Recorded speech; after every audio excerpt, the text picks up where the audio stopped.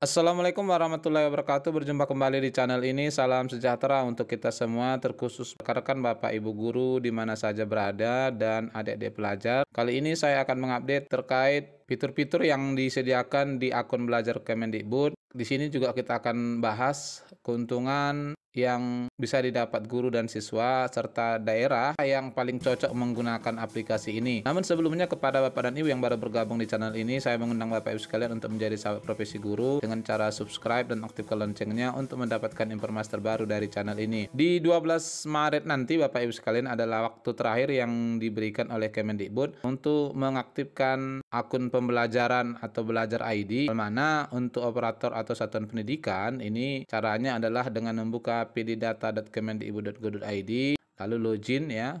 Ini kemudian tombol unduh akun, pilih peserta didik atau PTK untuk mengunduh file berisi nama-nama akun atau user ID. Ini disediakan oleh Kemendikbud ya. Lalu buka file CSV yang sudah diunduh, berikan informasi kepada guru dan kepada siswa. Nah, untuk siswa, guru, dan tenaga pendidikan, user ID yang diberikan oleh operator tadi kita masukkan ke mail google.com seperti email biasa ya. Kita masukkan, kita buka Google Mail, kemudian masukkan user ID dan passwordnya. Nanti akan masuk ke akun pembelajaran Kemendikbud. Tampilan yang ada di akun belajar Kemendikbud Bapak Ibu sekalian ya adalah seperti ini. Bapak Ibu, di sini disediakan fitur-fiturnya yang tujuannya adalah untuk membantu Bapak Ibu sekalian dalam melaksanakan pembelajaran secara online. Kalau kita lihat, ini adalah pengganti Google Classroom, hal mana selama ini masing-masing guru terkotak-kotak menggunakan Google Classroom. Melalui akun pembelajaran ini, maka seluruh kegiatan pembelajaran daring itu terkoneksi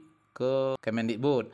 Nah, fitur yang disediakan di sini adalah panggilan video. Ini adalah kelas interaktif secara daring. Jadi melalui Kemendikbud kita melakukan pertemuan secara daring, kemudian aplikasi Merdeka Mengajar. Di sini juga disediakan oleh Kemendikbud ya pengganti Drive ya, ini adalah penyimpanan daring. Kemudian fitur yang lain adalah kelas daring. Nah, kelas daring ini sama seperti Google Classroom Bapak Ibu sekalian. Lalu ada aplikasi Chromebook juga, presentasi daring. Presentasi daring Bapak Ibu sekalian diarahkan ke tampilan seperti ini. Jadi setiap guru bisa menggunakan fitur ini ya, membuat presentasi di sini yang selanjutnya disimpan di akun pembelajaran Kemendikbud dan tentunya bisa dibagi secara online kepada peserta didik. Kemudian ada juga formulir daring, dokumen daring, SIM PKB ini untuk khusus guru Bapak Ibu sekalian, lalu pengolahan data, tanya jawab. Nah, rumah belajar. Jadi kalau kita klik rumah belajar ini, maka tampilan portal rumah belajarnya seperti ini. Dengan aplikasi ini maka seluruh guru dan siswa ya akan terpusat penggunaan jaringannya melalui Kemendikbud. Sini disediakan kelas maya, Bapak Ibu bisa buka, kemudian bank soal, lalu sumber-sumber belajar yang disediakan oleh Kemendikbud. Ini ada sumber belajarnya, lalu laboratorium maya. Nah, kalau kita buka laboratorium maya ini Bapak Ibu sekalian dan adik-adik sekalian, maka tampilan laboratorium maya seperti ini. Di sini kita bisa pilih jenjangnya, kemudian masukkan judul percobaan ya. Kira-kira percobaan apa yang akan kita bagikan kepada siswa secara daring. Jadi ini memang cocoknya untuk daerah-daerah yang koneksi internetnya sangat kuat. Untuk daerah-daerah pedesaan tentu saja ini tidak bisa. Misalnya ini ya, untuk SMP ada IPA proses fotosintesis, kemudian untuk SMP IPA hukum Ohm, ini bentuk simulasi ya. Kemudian ada jaringan otot. Kalau misalnya kita ambil untuk gerak parabola tingkat SMA, maka laboratorium dunia mayanya seperti ini ya. Ini adalah salah satu contoh percobaan. Di sini kita ambil contohnya adalah gerak parabola. Nah, anak-anak bisa melakukan percobaan sendiri dengan mengatur sudut, kecepatan awal, dan gravitasi. Tentu sebelum ke sana ya kita harus menjelaskan dulu, menyampaikan dulu besaran-besaran ini. Kemudian ini bisa diubah-ubah untuk melihat bagaimana gerak parabolanya. Ini kalau kita klik ini maka akan terjadi gerak parabola seperti ini. Ini yang akan dilihat. Jadi ini bisa divariasikan. Kemudian untuk asesmennya, ini kalau kita lihat asesmen yang ada di sini masih sedikit ya Bapak Ibu sekalian. Ini untuk fasenya, kalau kita lihat fasenya di sini ada fase A untuk kelas 1 sampai 2 ya, fase B kelas 3 sampai 4 SD ini, lalu fase C kelas 5 sampai 6, fase D kelas 7 sampai 9, lalu fase E kelas 10 tingkat SMA, fase F kelas 11 sampai 12. Misalnya kita pilih fase